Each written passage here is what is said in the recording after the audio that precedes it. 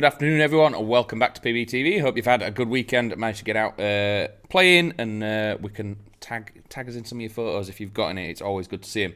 So we've brought out another one of the PTS GBBs to have a bit more of a closer look at it. So if you've got any questions on gas blowback, PTS, the Syndicate range, the Radian Model 1 in particular, by all means drop it down below and we will cover it as quickly as possible. We'll go through some of the features of the Radian and a couple of very important ones to do with PTS GBB that are coming to light after a little bit of testing that we've done. So with the PTS stuff, obviously back in the day, long time ago when gas blowback became prevalent, it was always a case that they used to have clockwise threads. PTS have changed that, and they do have 40mm counterclockwise threads on the front, so you can put all your accessories and everything. So there's a standard bird cage on it when you get it, but you can put whatever you want on there. These things are really cool with a nice trace unit on there. Throw some green BBs around or some red ones, and you're going to have a lot of fun with it. So we do have a proprietary rail system and receiver setup on this. So the rail system, it's about, I think it's 14.5 inch M-lock, and you can see it mounts slightly differently. But you have M-lock all down the right-hand side, all across the bottom, and on the left-hand side. On the top, we've got some 20mm riz, and what they've done on the top is they've cut a lot of it away. So you do have the sort of important parts on the left and right-hand side, but they've cut all the centre bit out and put some holes in there as well. It's purely a weight-saving exercise. Again, it doesn't change the actual ability to mount anything on there, because it's mounting on the sort of claw hooks that go onto the side, and once you've mounted your bit on there, it is going to be as solid as a normal bit of riz. But you don't want all this weight on the front of it, weighting it down and everything like that. You want all the weight at the back, in the centre of gravity, making it comfortable to shoulder. It does come with the standard Pts Flip Up Sights. So these are their polymer flip ups. There's no button or anything like that. It's simply an indent, so you can push and pull as you like, and they're not spring loaded, so you just pull them up and put them down. They are sort of, there's two-fold on the back, so if you lift the back one up, it does have a night day version at the bottom. Again, it's airsoft, so you're going to probably leave it on their version of night sight. It's just a larger aperture, it's easier to see through. You're not being super precise with these things, so having a day sight isn't really going to affect anything. When you do flip the rear sight up, you do get a cool little bit of branding on there, so you have the Radian etched into the top upper receiver there, and when you rack it back on the charging handle, it's on there as well.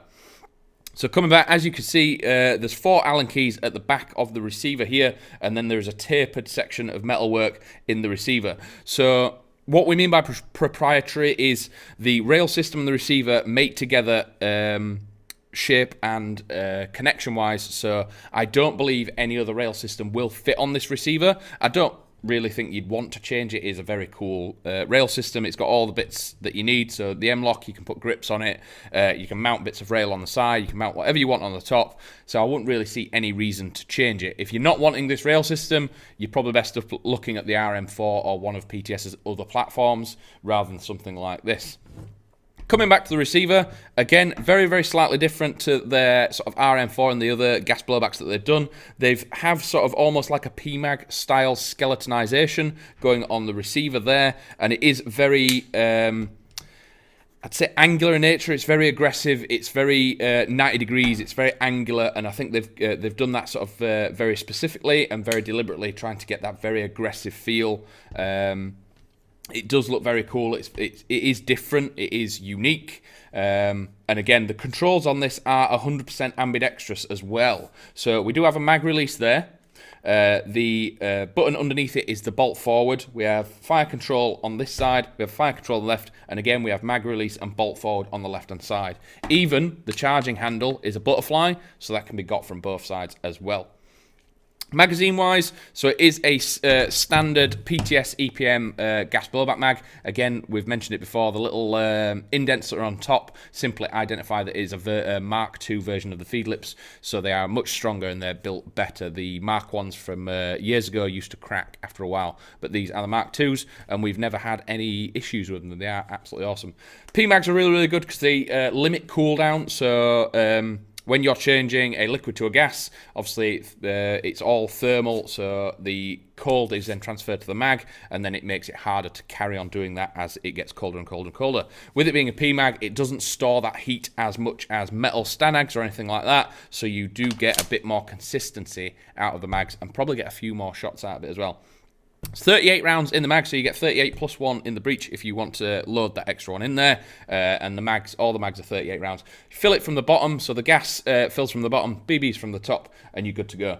Stock-wise, 6-position stock on the back. Again, it is one of PTS's, I think it's the EPS style stock, the thinner style one. Again, they're going for that streamline, high-speed, low-drag look. Very sleek, very stylish, very cool. It is a little bit heavier than what I'd expect when it first came out. I think a lot of it is the magazines. The magazines are quite heavy themselves. But this thing is sort of 3.5, 3.4 kilos unloaded. So you are going to know about it after running around this for a while. It does have a tight bore though, so always really good. Having a very long tight bore in this, so it is a 6.03. It's 370 mil, so again, precision is key with this, and that comes on to the very, very important thing that we're going to talk about PTS in general. PTS gas blowbacks, the Masada, the Matten, the MKM, they are all designed semi-auto in mind primarily.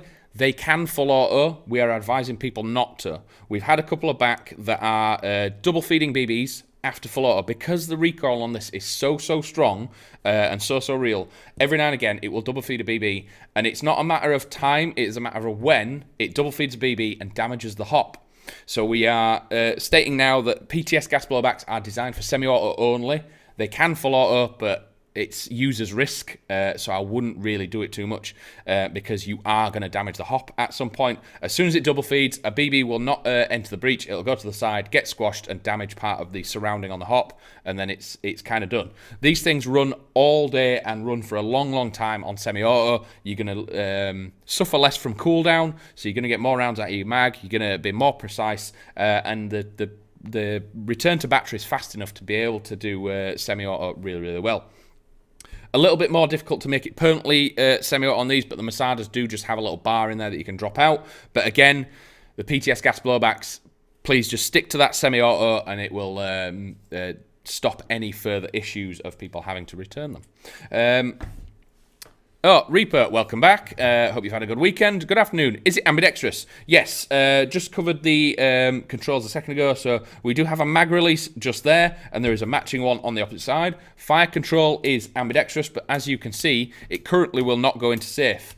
All gas blowbacks and real steel counterparts will not go into safe unless it is charged and ready. It is just one of the simple ways of seeing whether or not it is ready to go. But again, it will flick around into full auto. Again, just leave it in semi. You're going to have a load of fun with this thing. Paul Eastwood, another regular. What gas do you recommend with this? So just before live, I think I tried, was it V8? So the Vorsk V8 pumped out about 330 FPS. Again, with the 6.03 and with it being a 370mm barrel, you're going to get quite a lot of efficiency and power out of the lower gas, not having to go to V12 or Garda Black or anything like that to get the high power out of it. And again, with a gas blowback, because each shot to shot is not going to be the exact same, consistency is a little bit less than a standard AEG, so you're going to have a little bit of deviance, sort of divergence either way. Again, with it being that long tight bore barrel, that is muted a little bit because you're going to be able to reach out a little bit further. You're going to be a little bit more precise with your grouping, and it is good to go. So those that are just joining us, I'll cover one of the few of the old features that were earlier. Henry on YouTube, what is the FPS? So on the Vorsk gas that we tested before, it is 330 FPS, but with it being a gas blowback, that will change drastically depending on the gas that you use and the temperature that you're using in. If it's the dead of winter and it's -2 degrees, you're probably going to get about 290 to 300 out of it. Height of winter and you put some serious gas in this, you make sure you do check it throughout the day. I know most sites, and pretty much every site, Chrono, before you hit the field, when it's cold, it's morning, it's going to get hotter throughout the day. By 2 in the afternoon, it's 30 odd degrees. Your platform is going to be firing hotter, so make sure you check it thoroughly throughout the day. Just ask a marshal, say, oh, it's been a while, can I re-chrono? They'll test you and make sure you're good. If you creep up, just change your gas and you're good to go. The Scottish Cat, can you get a drum mag for this? Not off the bat. If you want a drum mag, again, gas blowback. If you're wanting drum mags, I'd stay away from gas blowback, especially rifle platforms. you'd probably best get an adapter to run AEG mags in it. If you're wanting loads of BBs and being able to run sort of just rounds everywhere, get an AEG. If you're wanting this with a drum mag, it's sort of counterproductive. There's 40 rounds in each mag, so you're good to go with that. Just get a couple of extras, and that's fine. Reloading these things is part of the sort of fun of what gas blowbacks bring. So throwing a drum mag in it kind of neuters that a little bit, and sort of spoils a little bit of the fun. Personally, I prefer just running the standard ones, but I've not seen one commercially available off the bat. You would have to sort one out yourself, unfortunately. Alba Airsoft, another regular. What scope would you recommend for this? I think it depends what kind of style you're going from. They do look quite cool with the sort of triple setup, so you'd get the sort of a PEC box, a dot sight, and a flip-to-side magnifier, but I have seen people run these with a short dot, and they look absolutely stunning. So a couple of people that I've seen with these do a almost dual-tone style with them, so they have a tan PEC box, a bronze short dot, and a tan front end. It breaks that silhouette up. It changes the sort of vibe of it a little bit, and adds a little bit of flavour that is very, very cool. But I think normally with my AR platforms, I'm very much enjoying a dot and a magnifier. It gives a bit of freedom. But again, like the Vector Optics AGN, that 1:6, you throw that on this and you could quite easily and very, very accurately, and you'd get a really good DMR out of it. And a very, very quick setup to do as well. It's very, very easy. Shane, hi Stu, could you make it into a DMR? Perfectly timed question. Yes, so all gas blowbacks can be changed into a DMR, and as we've been saying earlier, I'll reiterate it, all PTS GBB platforms, we are highly recommending people do not full auto them. They can do it, doesn't mean you should. They work better in semi-auto, you have better efficiency out of it, and full auto, it's not a matter of if, it's a matter of when you damage the hop beyond repair. Full autoing them with the rate of recoil, with the weight of everything that's going on in there, a BB will misfeed, it won't go into the breach properly, hit the side of the breach, it'll squash, it'll get hit by the bolt, it'll squash, snap part of the hop, and then you're good. You're sort of gone for good. Then it takes a lot of repairing. They are not easy to sort out either. So again, if you are having dramas with it, your bolt's not going forward or anything, rack it back and check around the breach. Make sure there's no squashed BB. As soon as you see anything like that, stop using it, get it cleaned and get it sorted. They are, it's a thing that with gas blowbacks you have to accept that you are going into that regular cleaning routine. Once you've had a game day with it, don't just throw it into a box and get it out again in 2 weeks and expect it to be as good as it was. You need to strip it down, clean it, silicone lube, and make sure it is put away properly, because these things aren't designed to just be abused like AEGs. If they were as consistent and as reliable as AEGs, they'd be as popular. But they take a lot more effort. I personally do believe you get a little bit more realism, a little bit more fun out of them, and a little bit more immersion, and it is a lot of fun. And that's why throwing a drum mag in these takes a little bit of that away, because again, part of the reloading, this thing locking back mid-contact, dropping the mag, throwing another one in, getting it forward in time and getting that shot off, it might not happen often, but when it does, it is a lot of fun and very, very cool. So as I was saying earlier, it does have a 14mm thread on the front, so you can swap that out to any accessory you want. The flip-up sights are included, and you do have a 14-inch front rail M-lock on 3 sides and RIS on the top. So you've got tons and tons of real estate for all the accessories that you need, and you've got a solid RIS on the top of the receiver if you wanted to throw any of your optics back here. Ambidextrous charging handle, fire selector is ambidextrous, mag release is ambidextrous, bolt forward is ambidextrous, all good to go. Magazines being the PTSP mags, very, very good in cold weather. They don't cool down as much as the metal Stanags, so you're going to get more efficiency out of them. 38 rounds plus 1, so you can have 1 in the breech, 38 in the mag. Again, recommend that you don't usually try and fill the gas magazines up to the max. Just probably stick to about 35 rounds, and your springs are going to thank you for that later.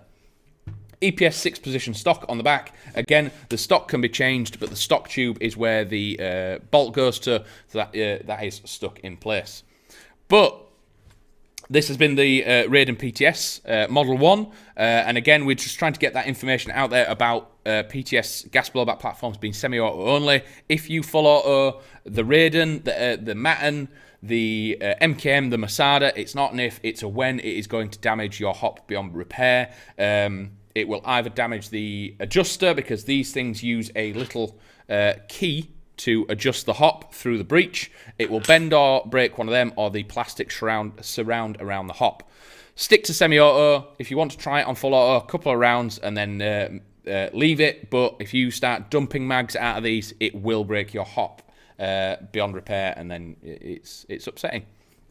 But yeah, so thanks for watching. It's always good to speak to people. It's good to see people coming back, Reaper, people off YouTube, Facebook, everything like that. Thank you very much. This has been the Radian Model 1. We will catch you again either tomorrow or Wednesday. We have a very special AEG that's just turned up. It's on the desk in front of me. I'm very excited to get it on camera, and it will be on the website very, very soon. But until then, I'll see you in a bit.